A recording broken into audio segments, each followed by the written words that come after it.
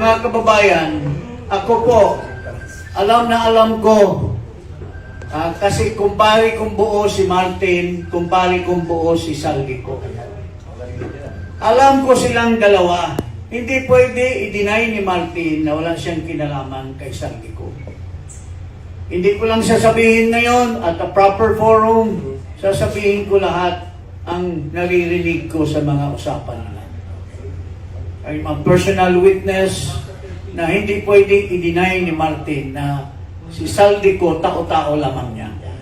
Walang gagawin si Saldico kung walang pahintulot kay Martin Romualdez. And I will say that with evidence in due time.